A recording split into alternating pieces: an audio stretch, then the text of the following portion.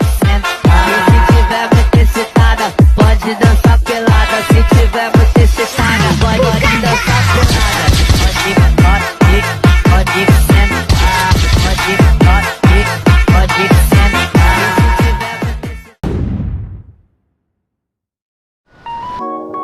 Pengertian norma. Norma adalah aturan atau pedoman yang harus dipatuhi.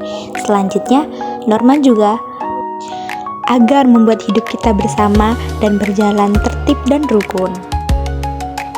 Selanjutnya, manfaat norma. Norma menjaga ketertiban, membentuk sikap baik, menumbuhkan rasa tanggung jawab, dan membantu hidup rukun bersama orang lain. Selanjutnya, ada contoh norma agama. Seperti apa sih contoh norma agama? Yang pertama ada beribadah tepat waktu, berkata jujur, tidak berbohong. Nah, tujuannya adalah agar menjadikan anak yang baik dan taat kepada Tuhan. Dan selanjutnya ada norma keluarga.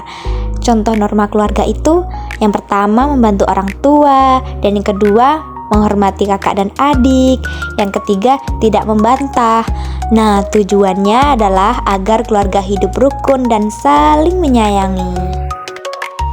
Selanjutnya, ada lagi yang dinamakan norma sekolah. Contohnya adalah datang tepat waktu, memakai seragam, tidak menyontek. Nah, tujuannya adalah agar belajar berjalan lebih tertib dan nyaman. Dan contoh terakhir ada norma masyarakat. Contohnya seperti mengucapkan salam saat kita bertamu, dan yang kedua tidak membuang sampah sembarangan, ikut kerja bakti. Nah, tujuannya adalah agar lingkungan bersih, aman, dan damai. Makna Sumpah Pemuda. Apa sih Sumpah Pemuda itu? Nah, berikut adalah naskah Sumpah Pemuda. Kami, putra dan putri Indonesia, mengaku bertumpah darah yang satu tanah air Indonesia. Kami, putra dan putri Indonesia, mengaku berbangsa yang satu, bangsa Indonesia. Kami, putra dan putri Indonesia, menjunjung bahasa persatuan bahasa Indonesia. Nah, berikut adalah naskah Sumpah Pemuda. Nah, sejak tahun 1959, tanggal 28 Oktober ditetapkan sebagai Hari Sumpah Pemuda. Mengamalkan Sumpah Pemuda dalam kehidupan sehari-hari. Yang pertama, di keluarga makna Sumpah Pemuda dapat kalian amalkan di lingkungan keluarga. Nah, caranya seperti apa? Sebagai berikut, yang pertama adalah belajar di rumah bersama keluarga, adik, atau dengan kakak. Nah, yang kedua di masyarakat, makna Sumpah Pemuda dapat kalian terapkan di lingkungan masyarakat. Nah, cara-caranya adalah salah satunya dengan gotong royong, membersihkan jalan, tidak membeda-bedakan agama. Dan yang terakhir adalah di sekolah. Makna Sumpah Pemuda dapat kalian terapkan di lingkungan sekolah. Nah, caranya adalah menjalankan tugas piket dengan baik, menghargai pendapat teman, dan diskusi.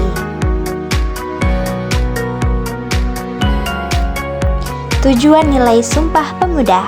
Yang pertama ada cinta bangsa dan tanah air, persatuan, menerima dan menghargai perbedaan, sikap rela berkorban, mengutamakan kepentingan bangsa, semangat persaudaraan, dan semangat gotong royong.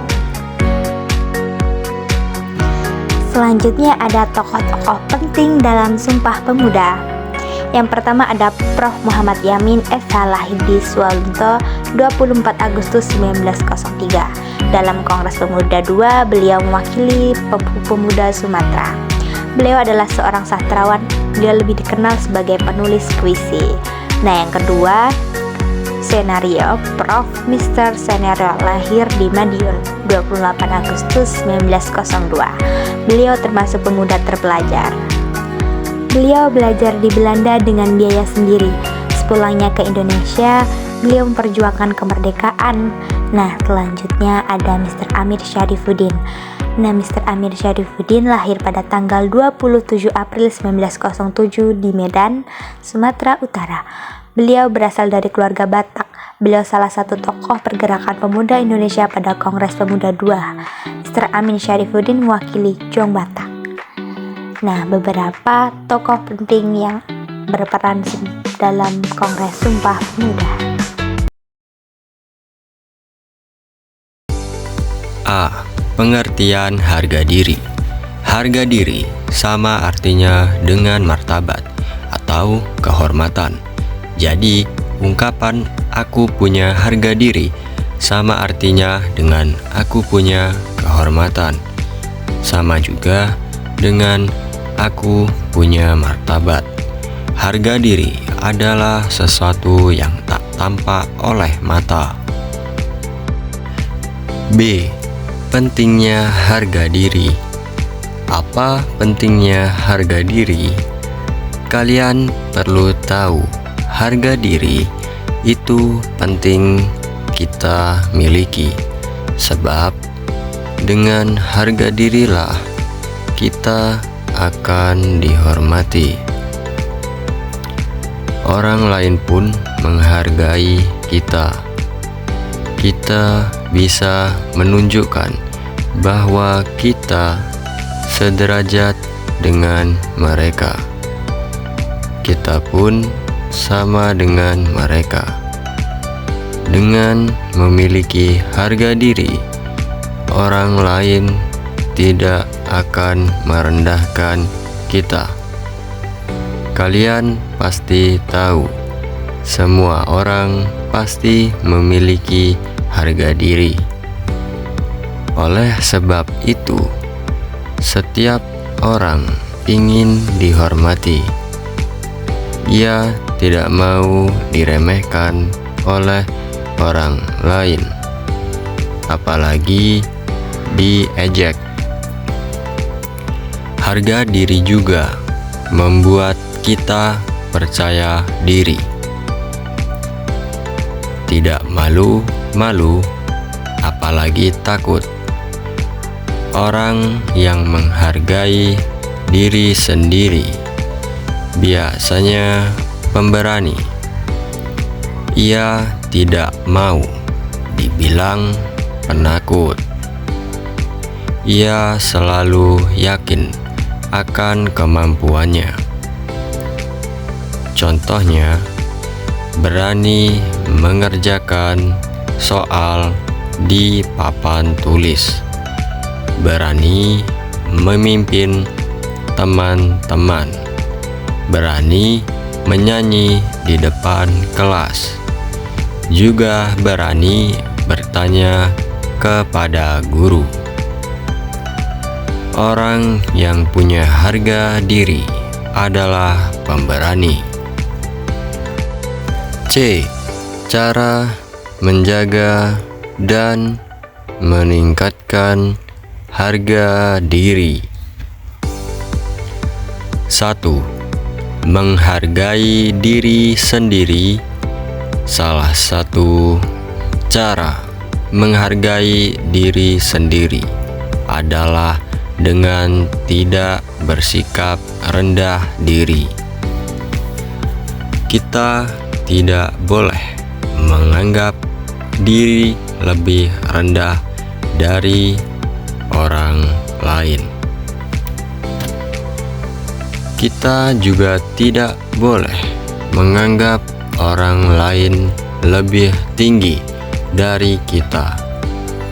Kita harus percaya diri.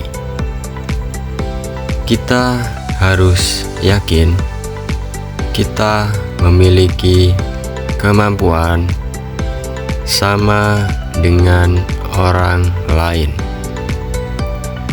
Kedudukan kita sama dengan orang lain. 2. Mengenali kelebihan dan kekurangan setiap orang. Pasti memiliki kekurangan dan kelebihan. Tidak ada seorang pun yang sempurna. Nah, kalian juga pasti punya kelebihan dan kekurangan. kalian harus tahu hal itu. 3. Meningkatkan kelebihan. Untuk meningkatkan harga diri, kita juga harus meningkatkan kelebihan kita. Kelebihan yang kalian miliki harus terus ditingkatkan agar kalian menjadi pandai. Bila kalian pandai, kalian akan disegani oleh teman-teman. Mereka akan menyukai kalian. Bapak atau ibu guru pun demikian. Apalagi bila kalian menjadi juara, mereka akan tambah sayang. Misalnya, juara pidato, juara menggambar, juara baca puisi, juara lari, juara berhitung, juara menari, atau juara-juara lainnya. Memperbaiki kekurangan. Nah, bila ingin punya harga diri, kalian harus ingat yang satu ini. Gigih memperbaiki kekurangan.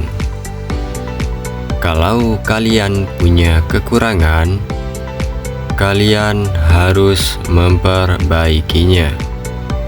Kalian harus mempelajarinya. Bila kalian tekun, lambat laun pasti bisa. Nah, ibaratnya begini saja. Untuk bisa naik sepeda, kalian pasti belajar. Kalian belajar setiap hari tanpa kenal lelah, dan kalian tidak takut jatuh. D.